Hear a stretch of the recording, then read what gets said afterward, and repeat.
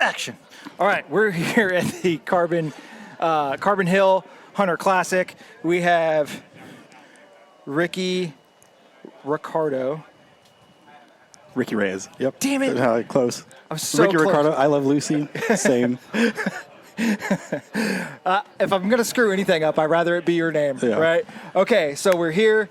How many hunter matches have you shot? So this is my first NRL Hunter match. Yep. First hunter match. Yep. What is your primary shooting discipline? Mostly PRS. Mostly PRS. Yep. So we got a PRS shooter to come out here and shoot up a bunch of animal steel targets. Yep. How did you like it? Different workflow. Challenging. Different challenges. Super fun. It felt a little bit lower pressure environment is kind of what it felt like here. Okay.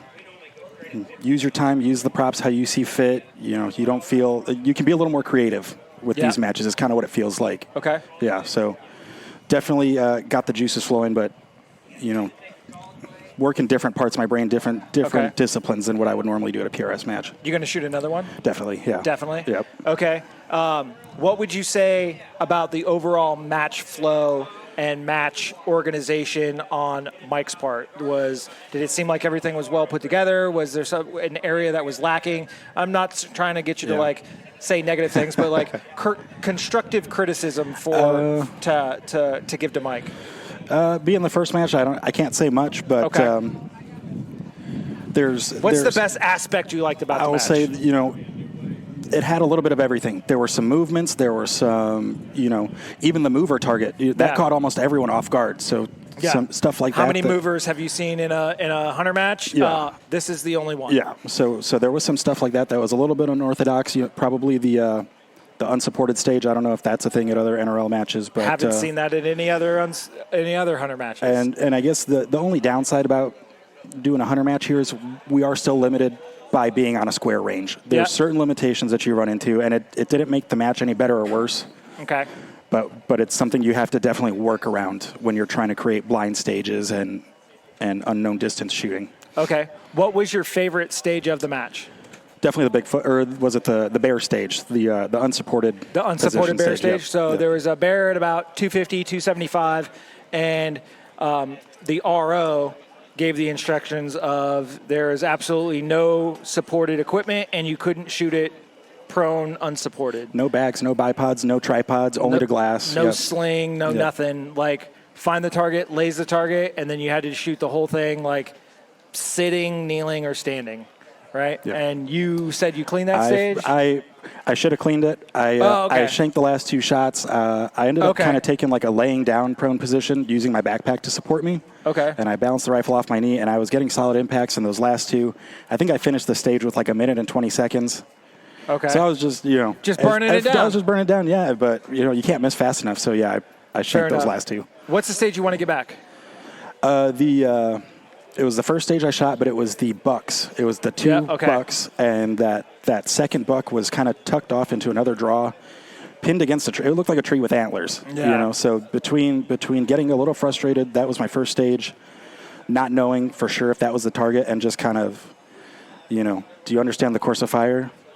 And then brain dump as soon as the timer starts. Yeah, that kind of hit me. So just that first round jitters kind of got me. The buzzer dumb situation. Yep.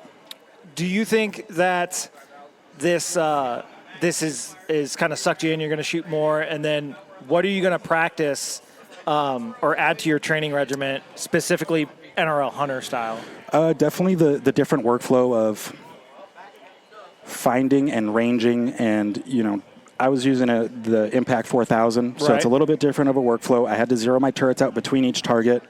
A few people asked me, why don't you laze all four and then engage all four? Well, I don't particularly want to remember four dopes on a single course of fire. So just kind of that stuff, managing my gear. You know, my pack probably weighed 60 pounds day one. Yep. Day two, I took half of it out. Yeah. You know, so you just didn't need it. Yeah. So a lot of that kind of stuff, just practicing with the gear, getting the reps in. And you said you were using the Impact 4000 from Vortex as the... That was my primary rangefinder for the whole match. Did you have a backup? I did have a backup, just in my bino harness, Okay, and then just normal binos to range? Yep. Okay. Yep. So it does sound like you were carrying a bunch of extra stuff. I did have a few extra gadgets in my backpack. Gadgets, for sure. Just in case. So what are you saying to the other PRS or just not a non-hunter, non-NRL hunter shooter? What are you saying to the other guy that shoots long range or just goes out and shoots for fun or whatever, or the avid hunter? What are you saying to them about NRL hunter matches? If you're a hunter and you want to, it's not necessarily 100% realistic hunting skills. Right. What they are some of the base tasks and some of the fundamentals associated with that. Okay. And if you want to get your brain working and thinking about new ways to hunt, right, great way to come out here and practice new techniques. And nothing's on the line here, right? Points. Yeah. I mean, but if you want to practice new stuff, get new gear, try it out before you take it on that. Or you could sign up as skills too. Sign up for skills. It's half the price, and you're still shooting the full course fire. Get some coaching, get some tips on glassing and stuff like that, and just come and learn. And even just the value of coming out here and learning is worth the experience of coming out here. Okay. Awesome. Well, once again, I appreciate you, even though we had to take a second take. Round two. Yep. In the books. Appreciate you, brother. Thanks. We're back. Still at the Carbon Hill Hunter Classic. We have Taya Hale. And you just shot this whole match in what division? Open light. Open light. Competing as a lady against the other ladies that were out here shooting. What did you think of the match? I thought it was a really good match. I really enjoyed the finding of the targets this time. This is the second match I've shot outside of my home state. So Okay, so where are you from then? I'm from St. Louis, Missouri. Wow, you guys came down from Missouri for this? Yep. That's a drive. Okay, so outside of Missouri, how many hunter matches have you shot? This is my fourth in 2 years. Fourth in 2 years, so you're averaging 2 a year. What other matches have you shot? The White Tail Madness in Okay. Macon with Isaiah Curtis Okay. 2 years. And then we went to Indiana last year for Nathan Cloud's match. Okay. 2 states I haven't shot in yet. I shot the Louisiana match last year and the Oklahoma match last year, and then this one. So this is only my third. So your fourth hunter match. You said this is your second match outside of your state? Or? Yep. So Okay. the 2 in Missouri were in state, and then Indiana and Alabama now. Okay. What is your setup? Like, what gun are you shooting? I'm shooting a Savage 110 in 6.5 Creedmoor that was actually picked up off of a prize table. I love shooting guns that you either win or build off prize tables. It's the most fun. Isaiah Curtis gifted me that last year after borrowing 2 of his guns. And He's like, here, this is just easier. Yep, I went through hunting season with it. I got the gray bow, I don't remember which stock it is, for Christmas. Okay. From my lovely boyfriend. And then I've been rocking it this year. Heck yeah. So, what is your favorite stage of this stage? I really like the chickens. You like the chicken? Yeah. Okay. That's the stage at IRO. You came out and you had your lazing stakes, and there was 4 chickens, and the difficulty of this was it was near too far, but all the chickens were like clustered up very close to each other. So if you asked a bunch of questions, you could figure out the shooting order, or you could, like, if you were really spot on with your laser rangefinder, you could get all the proper distances. But everything was within like 2 to 3 yards of each other. Yeah. So it made the lasing aspect of it extremely difficult. The shooting aspect, I mean, you could tripod shoot it, or, triple pole sky pod and tripod rear. It was very successul for other people. But that was your favorite stage? Yeah, I don't remember how I shot it. I don't remember if I was laying or... You definitely weren't up prone. Was I standing? Was I tripod? I think you were tripod. And then, what was the stage that you want back? Like, if you were like, dang it, I want to shoot that again, which stage would that be? So I just finished with the bunker Yeah. Yep. Okay. And I got a big fat 0 to end the day, actually end the match, and I was very upset. That's rough. And That's rough. It seemed like every time I would miss, it like they were just all over, and I could never figure out what was going on. If it was wind, if I ranged it wrong. Okay. Yeah. Do you remember what you ranged it at? No. Was it? If I had my Was it 672? Yeah, I think I shot for 675. Okay, so one of the advantages of shooting this range a bunch is like you kind of know where stuff is at, and that's what I was talking to the gentleman before about. Is you know where things are at. You can kind of guess where these targets are at or what the distances may be. But I also struggled on that one. I shot off the top and missed. Shot off the top and hit. Went inside the bunker to the right. Got all jammed up trying to do tripod rear. Couldn't get it, so I had to jump to the other one. And then I hit and then timed out. So I didn't do very well on it. But me and that bunker have a relationship, and it's not a good one. So this being your 4th NRL Hunter match, based on this match, do you think you're going to go out and maybe be like, okay, what is the problem that you're going to try and solve after this match? I think I'm working on wind always. Okay. Just trying to be at the range when it is windy, and just not. I can't predict when the wind's going to be, so I just go up and I hope that it's going to be windy and hope that I get some practice with. Where's the nearest range from your house? Isaiah Curtis's. Okay. So is there any piece of kit that you saw during this match that you're kind of looking at as to, okay, maybe this would be a good investment in my overall shooting hobby? I've been seeing a lot of different things since I've started. I've kind of gathered some things that people have either seen me and said, you're going to stick around, and like giving me things that they picked up off private tables or whatnot. But I am still missing binos. So the binos I ran today were the Vortex Furies. Yep, they were Isaiah Curtis's. And so I'm working on buying a pair of the Kilo 10s. Okay, 10Ks? Yes. Yeah, it's a hefty price, but that's the only thing I'm missing. Other than that, like, there's things here and there that, like, yeah, I could, like, upgrade. Like, I could do this pressure. I could put a different brake on. I could get a Gen 3 Razor to put on top. Like, I'm not too worried about those type of things yet. I feel like I need that last piece, and then I can think about upgrading other things, deciding what I like. Okay, and then to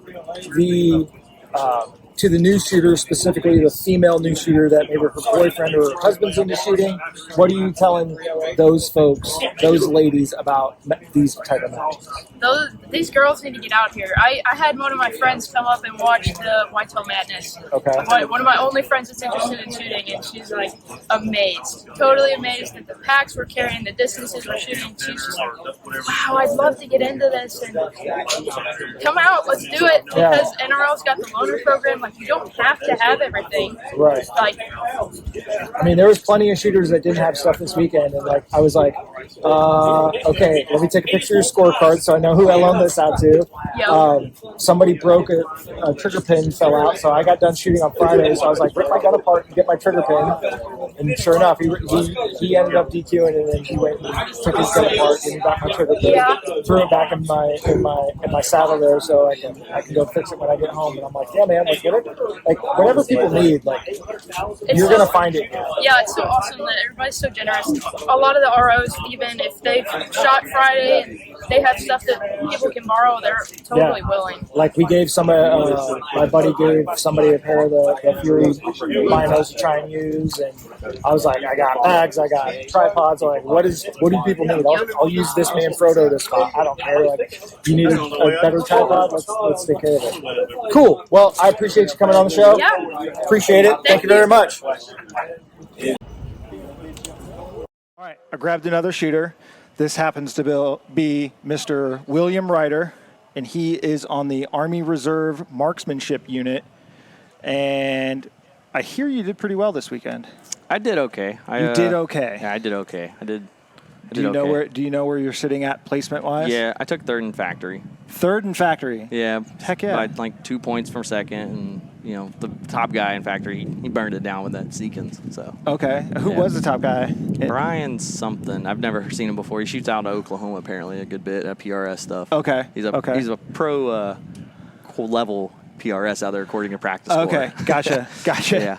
So it makes it tough. It happens. So down here in Alabama, have you shot this range before? I have not. I've never been here. You've never been here, so not primarily a PRS shooter. No, I don't shoot any PRS unless it's just local and Okay. Yeah. I don't chase. I've never shot a 2-day PRS besides the grind. Okay. So totally new to this range. What did you think of the overall match layout? How it was built, like 9 stages up and down the hill over 2 days? What are your thoughts of the match overall? I think it was a very well put together match. There was nothing that was real gamey. There was nothing that was super easy. Everything was doable with the right talent and gear. I think it was very doable. It wasn't a triple pull match, right? But it also wasn't a belly prone match. So. Yeah, there was like maybe 2 like legit prone stages. Yeah. But there was other stages that you could go prone, and there was other stages you definitely couldn't go prone from, and not be able to see the targets at least.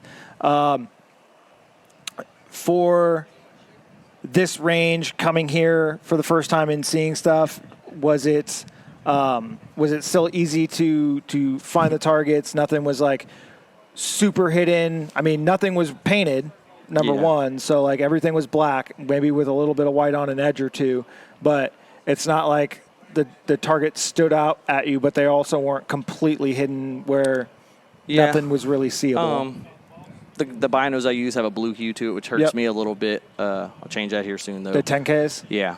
I got the new ones on order. But as far as like stuff being hidden, no, I would get fixated on the wrong area, like the 2 deer. Yeah. I was like, both bucks have to be on that side. And then they showed me, I was like, that makes sense. Yeah. And then the other one was the 3rd bear on day 1, but nobody found it really until the weather cleared, right? Yeah. So I don't feel bad about that. Otherwise, as far as hiding stuff, it wasn't like anything tricky. Okay. No. What would you say your favorite stage was?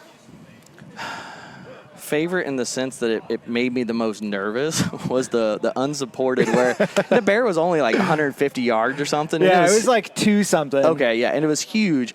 But like they come around the corner like, all right, you can't do anything supported. Cool. So the first thing I do is I go prone unsupported, because in the Army, our old rifle qual, you shot supported off bags, and then unsupported was you could use your elbow. So Akil kept saying unsupported. I was like, all right, I can't bring anything I brought, right, or use anything. He's like, yeah.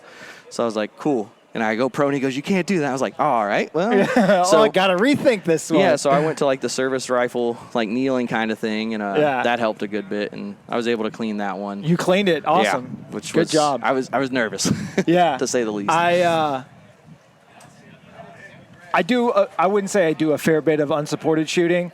However, like the outlaw matches at Altus, Jim always has like unsupported stages in it. So like we have to do it. So it's not terrible. Like it's not completely foreign to me, but that one made me nervous. I got a 6 on it. I pulled 2 shots. Got second round hit impacts on it. What's the stage you want back? You're like, man, I'm bummed. I want to reshoot. I want to do a reshoot right now just to build my confidence again. Day 1, stage 1, it was the chickens. And I've never shot here, so I didn't know that there's the cut behind the chickens after the first target. Okay, and so I'm shooting across, and I don't have a lot of faith in the gun. It's about a minute on its best day. Oh, and okay. I think there's barrel deflection, like a gas gun, because of the way it mounts. Anyways, so center punch the first one, and then the next 2, I go off the right edge, and I'm like, was that me? Is it what's going on? There's no wind. I don't feel any wind. Right. So I miss both of those. I go to the 4th one, off the right edge again. I'm like, all right, something's consistent now. So I come like, I don't know, 2, 4/10, something left.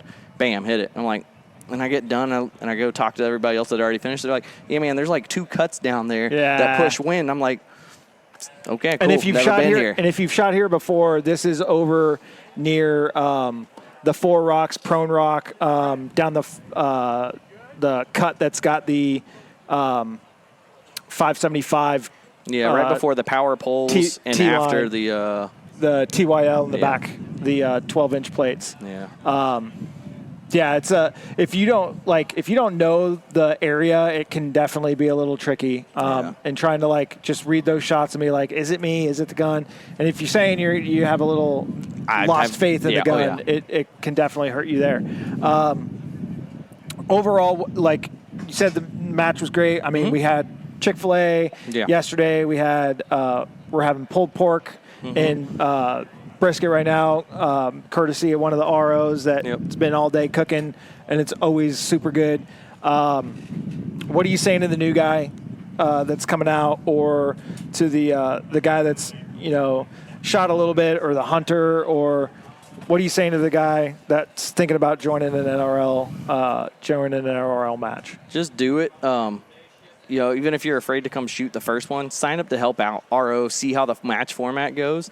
Otherwise, join on skills. It's half the price. You don't get to walk the table, but you're able to get help on the clock, and they can point out targets, because a lot of this game is finding targets and it's gear management. Yep. And from RO, and you'll learn a lot of that just watching how people do stuff, how not to do stuff. But just do it. Just go out and do it. That's all I got for it, really. Awesome, man. I appreciate you coming on. Let's go get some chow. All right. All right, we're back. We've eaten some food. We're getting ready to do some things. Everything is awesome. And we have Mr. Garrett May. Yeah, food was good. One good thing about this match. They fed us well Chick-fil-A and barbecue. Chick-fil-A barbecue was amazing. So I'm not going to ask you how you did, but are you happy with your performance? No. No. What'd you think of the match? It's the first time an NRL Hunter match has been held here at the Alabama Precision Range. What'd you think of the match overall? I thought the match was good. The terrain's nice out here. It was a good place to shoot. It was kind of hot. We had lots of shade. And it was a good place to hide targets. He did a good job of that.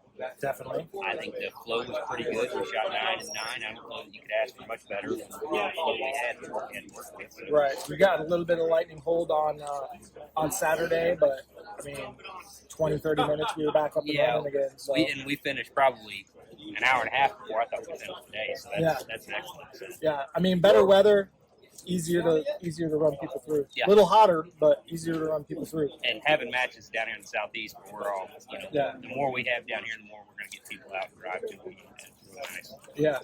So, what are you shooting? What division? How many matches have you shot? I think I've shot maybe 10 matches. 10 overall. 10 hunters? 10 hunters, yeah. That's a lot. Shoot mostly just hunters. I don't shoot much else. The matches over at Altus, but shoot 6.5 Creedmoor, heavy, open heavy, custom build, impact action, same barrel, and a Indy Pro Scott chassis. Okay. And then, so 10 matches, that's a lot. So, did you shoot you shot this? You shot Louisiana. Did you shoot Oklahoma last year with Robert's match? Yep, I shot his match last year in Oklahoma, not this year. Okay. Did you shoot the Steel City this year? No, didn't. I had a baby. Congratulations. Thank you. Yeah, I shot, you probably wouldn't be alive if you wouldn't shot that match. I'm lucky I'm shooting what I'm shooting. We shot Oklahoma this year, Wyoming, shot Arena. Okay. Shot Pioneer. Okay. And Missouri went up there and shot that. We had some family up there, so okay. Went up there and shot that one. So it's always nice to be able to dual purpose trip. Yeah, especially on a trip that far. Yeah, for sure. So what's your favorite stage of this match? You work hard. Oh. Yeah, they were all pretty good. There were some tough ones. I like the deer stage a lot. The $2. Really? Yeah, I found both of them. Are you saying that's your favorite stage? That was probably my favorite stage. I like that one. What did you get on? I cleaned it. I don't like you right now. It's just because I found them fast. Yeah. So, and I didn't shoot the doe. I shot the doe. I never saw the second buck, and I couldn't see either. I didn't feel comfortable shooting the targets because it was literally downpouring. Yeah, I found the first buck or the second buck first. Oh, really? I actually had to take a step to the right to find the first buck. Okay. See, I heard that was a thing, and I don't know what happened, but we looked at it after everything kind of cleared up Friday, and I was like, yeah, it's right freaking there. Nothing was obscure. Different heights, I'm sure different heights. It's always, it makes it for a challenge. Yeah. So what's the stage you want to get back? Connex box on the Coyotes. Coyote Connex box? Okay. So just for reference here, the 2 buck stage was over by the pipes and the telephone poles, and you were shooting off some stairs, 2 positions, 2 targets. It was in the left cut. One was right in between where the 2 squares usually are at, and then right at the top of the tree line was where the other buck was at, off to the right a little bit. He was hitting up in the trees. He was up in the trees for sure. And then the Connex box was the Connex box next to the mover, and there was 2 coyotes probably. If you're looking straight out the Connex box, they were probably at like the 1:32 o'clock, going up a cut. Yeah. Kind of hard to. I wouldn't necessarily say I didn't find them hard to find, but hitting them was definitely. I didn't think they were hard to find. My brain turned them into deer, and I just couldn't get over it. And I shot 2 howling coyotes. So, it doesn't work good when you do that. Yeah, you got to shoot the right target. But I did make impact. So I mean, we that's can go away with that. hey, you hit stuff. That's half the. That is the battle. That's of the match. battle. So, of all the matches that you've shot, you have come to understand what makes a good match and what makes a bad match. Not saying this is a bad match by any means. Based on your knowledge, what is the feedback you could give to Mike on how to make it better? I thought it was well put together. If you had to give him some criticism. I've seen some guys really struggling with, and it was some newer guys struggling with all the placards out there. Okay. And there was a ton of placards, and we didn't know what placard we were on, which is fair. Right. But I did see them struggling with that, and that's a new guy thing. And I struggled with it on a stage or two, just seeing so many targets out there. Yeah. And I know some guys go to a lot, and they're like, oh, there's only supposed to be 1 target out there, which isn't true. But that's one thing I think hurt the new guys shooting for sure. Okay. And everything else I thought was pretty well put together. Pretty well put together. I wouldn't say easy course of fire because it's very subjective, but I mean it's not like you get a matchbook either. Yeah. So you don't have to worry about the targets not being at the right distance in the matchbook because you got to find you got to find them on the clock anyways. But, yeah, I think other than that, it was a fun match. I think it was a moderate, difficult match. Target confusion? A little bit, yeah, maybe. Guess. Okay. And the I know a couple guys on those coyotes. I know Chuck Lynn. He shot with me, and he said, "Man, when he asked the RO, he said, is it the elk next to the whatever placard it happened to be on that stage?" Right. And the guy's like, "Oh, it's not an elk, but that's where you're at." So that was my only complaint. Okay. And, I think a few of us turned those into deer or elk. Okay. Interesting. Awesome, man. Well, I appreciate it. Thanks, guy. I'll let you get back to talking crap to your. Get my stickers and koozies off the prize table. Hey, I didn't shoot very well either, but apparently I shot well enough. Maybe I'm going to get a hat. Ah, nice. All right. Yeah. Appreciate you. Awesome. Thanks, brother. Yep. One more time. All right, folks. The awards have been given out. The prize table's been walked. Sounds like a repeat of the Alabama Precision intro that I gave like 3 weeks ago. Everything's running together. But here we have Mr. Hammer Rifles, Brett Williams. Yeah. Came all the way down from South Georgia, South around Georgia. Sweet Valley area. Okay, I know where that's at. That's right. All right, so you came down here, down to Alabama. We're shooting the Carbon Hill Hunter Classic, put on by Mike Lilly. That's right. And so what'd you think of the match? Overall match, the 2 days of shooting, from the shooter's brief to the food to the course of fire. That, I mean, it right. was what it was. You had to find range Yeah. and engage everything. So what are your thoughts on the whole weekend as an event?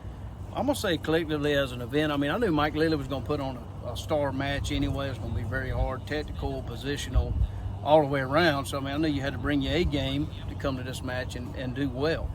And I think he did a phenomenal job with it. What game did you bring? Did you bring your A, your B, B I minus? was in a I was in like a B plus, almost A game. I mean, I felt like I was on task. Awesome. I mean, my rifle was running true. Big thanks to Hammer Rifles, whoever that gunsmith is. Yeah, I don't know who that guy I don't is. know I don't know who he was, but the gun was doing its part, to say the least. But I mean, I think functional, the way the flow of it, the prize table, the food, everything was top notch. I mean, I don't think you could ask for a better weekend. I mean, Brett spent all day cooking chicken and pork butts and everything else like that. I mean, that's right. You don't not eat at one of these matches. No, you don't. I mean, there's always good eating involved, the camaraderie. I just love meeting new folks. And I've never been to these matches as a whole and met someone that was not a solid guy to the core. I mean, he loves the sport of it. I mean, they're avid shooters, or either they're very interested in becoming an avid shooter 100%. in this sport. So I think it's anywhere from you guys that are starting into this sport and to your advanced guys. There's something all the way in between. Even like, when he's calling out the prize table, he calls 5 at the top and then he jumps down to the bottom. I mean, so you novice shooters or you guys getting in the game. I mean, you need to stick around for the prize table sometimes. 100%. So talk to me about. You said your rifle from Hammer Rifles was hammering. That's right. So what division were you shooting? What bullet? Because that plays a factor in these matches. Yes. What was your setup? It was, and I actually tied for fourth and lost the power factor because I was shooting a 6.5 and the guy that beat me was shooting a 7 saw. Okay. Which me as a gunsmith, I'm like 7 saw. I mean, let me just look at the cartridge for a minute. I'm like, I've never seen it or heard of it. But that being said, I was running a 6.5 Creed, and and I was a pretty hefty power factor, 397 with a 144 Burger. Now I was shooting production ammo. I actually got my hands on a nice lot. Okay. 2 and 3 boxes, same lot Burger ammo, and it's been functioning really well. I mean, really low SDs. Big shout out to Burger and them guys. I mean, they're really quality ammo. And I've just been running through a great lapel brass, so once I spin it all out, I reload it myself. Yeah. And then it has some nice loads to compete with. So I was an open light, under 12 pounds. And that kind of always offers a little offset because if you're going to get close to that 12-pound mark or bust it, you want to be at a 16. Just for you guys wanting to get interested in the sport, because those extra 4 pounds on the front of the rifle really helps a lot. Oh yeah, 100%. Whenever you're shooting off of a tripod or that recoil management, that extra 4 pounds that adds up, it's worth it. It does. So I mean, that kind of makes a kind of a niche there. And I changed brakes up, and I'm actually running MDTs. They're 3-port brake, and it actually helped a lot. I was able to spot all my misses, and there wasn't a lot, but there was some. And I think the biggest task I had, Mike did a really good job of hiding some targets and where you set up if you could actually see the target. So I mean, that was I know exactly what you're talking about. That's right. So 100%. I mean, those piglets. Yes. There was a lot of small targets, and you had to be dead on with your wind calls and your trajectory on your rifle. Oh, you better have your dope proven out. Sure. So what's your build? You said 6.5, but action. Yep. So I'm running. I've got a private label Defiance machine. So it's their Ruckus Heavy Tactical. Okay. And of course, it's labeled the Hammer Rifles. And I was running a proof 1.2 full bull taper carbon barrel at 24 inches. Yeah, I saw that thing. That was thick. Yeah. So it's thick. So it really handles the shot strings really well, and it allows you to get enough weight, but still you're saving weight to stay in that 12-pound open light division. And chassis or stock? Chassis, I was running the MDT Hunt 26. Okay.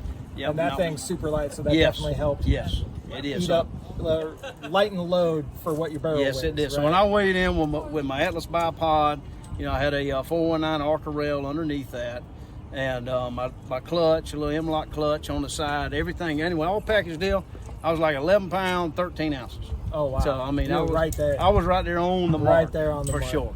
All right, so what was your... Go ahead. And I almost forgot, Leupold. I was running a Mark V Leupold 7-35. 7-35. With a PR2 reticle. That is a phenomenal optic. Yes, it is. So what was the stage that you said, whether you cleaned it or you got a 4 on it, it was the most fun to you? What was the most fun stage? The most fun stage, and this is going to sound kind of weird, I think the plate was maybe at 258, but it's when we had to freehand the plate or engage. We had to strip all this high dollar gear off, and it was just like me being back as a young man, teenager, learning to hunt. I mean, you're trying to build a position without any of these fancy props. Yep. I mean, that was pretty. No props, no tripods, right, no bipods, no bags, no sling, no nothing. It was you and the rifle. and you had to build that position. And I actually cleaned that stage, Oh, so awesome. So, I mean, it made me feel well, as And this was a bear that was about 12 MOA. That's right. That's right. 12 yes. MOA bear Yes. at about 250, 275. And one target, 4 positions, completely unsupported. That's it. It was, and I mean that was fun because you generally in these matches you don't see stuff like that. It's how you can utilize your gear to build up a position to hit. Engage a target that's 600 to 900 yards is generally what it was. So when he told me, I wasn't going to be able to use none of my equipment other than just a self prop. I mean, I was like, "There's no way, no way." I was expecting to see a bear at 600 yards or something. Oh, yeah. But it all worked out. It did. So I mean, that was. So it scared you a little bit. It did. It did. I mean, okay. It scared me up front. I was like, "There's no way this is going to add any points to my portfolio at this point." When we shot it on Friday, I said that better be a big ass target and a short ass distance. You're exactly right. And I asked him too. I said, "Is the bear as big as a school bus?" And he was like, "It's pretty big." So anyway, that was. What's the stage you want back? The stage I want back is going to be the mover stage. So I was not. Oh wow! I was not ready to see a mover in NRL. So I mean, I've shot 5 or 6 of these matches now. And I've witnessed a mover in PRS sport. But when I scrolled in, and I'm getting set up, and I guess the timing was just right. So every time I would scan, the mover was like behind the berm in the bushes, and I never seen it. Then I would immediately go back out to the field, and I found every other target. It was supposed to be a coyote. I found the other coyote in the field and everything, and it was like no. So eventually, I worked myself back down, and I seen something move at the bottom. So in my scanning process, I had to come off of the glass and look, because I mean it was a relatively close target. And by the time I found it and built my first position, my time was already. I had like 20 or 30 seconds. I got one shot. Of course, rushing, I didn't get my lead. I shot right behind it. Okay. So if I had more time, I could have gained some points. But that was my 0 stage of the match. So I mean, that's always hard to toe to 0 with the great shooters that are in the sport. Yes, 100%. It is. And then if you had to give Mike a piece of constructive criticism on how to improve the match, what would it be? Oh, let's see. Maybe I would think naturally maybe put a piece of paint on the target somewhere. That would be my constructive criticism. But we got some semi-seasoned shooters and then brand new shooters. We don't want to make it super easy for the hard guys, but not super hard for the new guy. So, one person said maybe decluttering the field. Yes, right? And that is a very good point. When you pull into these stages and there's another 30 targets, and a lot of them are close. And I remember on the bear stage on the tower. That's right. Yep. And when you're looking out and you're trying to identify this target, generally it's at a longer range. Just to sort through each one, and sometimes if you don't slow down, the targets kind of blend into each other. Okay. And it's just maybe declutter a little bit, but at the same time, that would take some of the, I guess, the hardness of the stage out, right? For your topper guys that are wanting to be able to distinguish between what's what and be able to pick it out, But on the, me starting this match, say I was my first one, when you roll into that stage and you look and there's 70 targets, 50 to 70 targets in this big range, it kind of overwhelms you. Yeah. It does. And I know what you're talking about. So when we shot the Bobcat, right? Yes. I got up there and I spent 3 minutes and 40 seconds looking for that Bobcat. That's right. And then I finally, because the target marker was an I, but I thought it was a 1. Yes. And we've been looking for letters all damn day, and it didn't click in my head, be like, that's correct. Shit, there it is. Yeah. And I dropped my binos, and I already know what that distance is, because we shoot here. That's correct. Right? That's correct. It was on the 818 berm, yes. But that's 818 from the trailer. That's right. So I just looked at 800, spun 8 on the gun, and dropped down, and it was 3, 2, and I broke that trigger, and I got my 1 impact, so I didn't zero it. That's right. But I was like, man, I wish I would have found that sooner. I could have. Yes. Yep. Yeah. No, because I was up there, and I was literally, I was glassing from my knees, and I was like, no way did Mike fucking do this. And I jumped, I stood up, and I ran to the railing, and I looked at the ditch in front of us. I thought maybe he put it in the ditch, and we didn't look down in the ditch. That's and correct. It's going to be like 100-yard shot, right? Yes. And I was like, no way. Nope, that wasn't the case. It was way out there. I just couldn't see it. It is. And I mean, and I remember that stage, and I actually found it fairly early in it, but, and once a target takes that many impacts through the course of the day, and it's sitting against a gravel berm or white berm, I mean, it blends in really, really well. So, that was actually the one I identified fairly quickly. And I cleaned it all the way to the last 2 shots. The first round impacts 3 up, and then I shot under it one time and then over. So I should have cleaned 6 it. is better than a 2. Yes, it was. Yes, it was. Would those 6 points put you ahead of the other guy? Yeah, 6 point. That would have been. Tying. I would have finished up 4th in open light overall. You got to be in the top 3 to walk the table first, but I'm still fairly high. So I think as a shooter, I did my part on the gun. What I need to do better is spend more time breaking down, identifying the targets, and getting on them quicker. Okay. I normally try to run up to that 2-minute mark. Yeah, 100%. And then, if you can't find it, but, if you're struggling, I even struggled with the coyote stage. It was way up on the hill on the ridge. Yep. That was my other stage I would like to redo. And, and once I finally had identified, I had such short time, I managed to carve out 2 or 3 points on it. But, if I would have slowed down, come off the glass earlier and just use my sight post, I would have seen, okay, they're not going to put this big of a coyote this close to me. Yeah. I would have immediately looked up in the ridge. Okay. So I asked somebody else this. Did you notice anything this weekend that you saw somebody with a piece of kit that kind of tweaked your interest or made you think and be like, do I need to pick that up, or I'd like to get some time on this because it's interesting, I haven't seen it before? Anything like that that you saw anybody running? No, I think I've kind of been around it long enough, being a gun builder and see the top tech and stuff kind of trending and going in and out. But maybe not as a gear I need. I feel like I have all the gear I need, but maybe practice more with shooting off of the tripod solely, whether I'm clipped in or I'm running it back, because there was a lot of that this match. 100%. There was a lot of tripod shooting, whether it was rear support, but there was very few positions that you could build in a prone and not be shooting through brush, or you couldn't even see the target. That's naturally everybody wants to go prone to start. There's only one piece of kit that I saw that I was like, it sparked my interest, and the guy had it like clipped to his belt, but it looked like an open carabiner. Yes. And that's what he was setting his bag on. Yeah. And I was like, how many times have we sat there in a PRS match and like put it on our shoulder, put it between our legs, put it on the floor. And you could just hook it. Just hook it on your pants and then just like walk up to the stage, get all your stuff, load, make ready, check dope, all this other stuff, and then grab your bag. That's right. I took a picture of it. I'm gonna Google it. Yeah, find it. I'm sure Amazon. Amazon it, and then I'll have one. Yep. Sweet, man. So I appreciate you coming on. Yeah. What's your next match?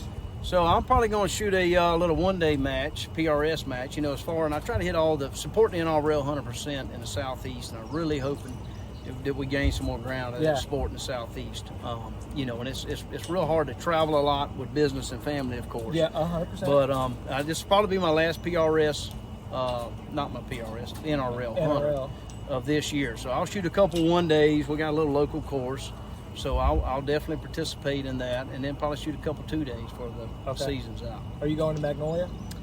Probably not. Okay. Nope, I probably won't. I'll probably hit all the MPA matches right there at Cool Acres, Eric Allred, and the MPA team. So I'll definitely make sure I make all those. Okay. That's right in my backyard. So that's super close for you. It is. Yep.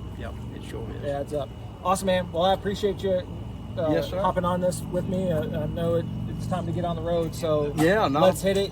You're going back to Georgia, I'm going back to Florida. So that is correct. Yep. Well, I appreciate we'll just tailgate and just that's right. Yeah. Cut the wind. Yep. We'll cut the wind. Well, thank awesome, you again, brother. bud. Appreciate it. Yes, sir. Good job thank shooting. You.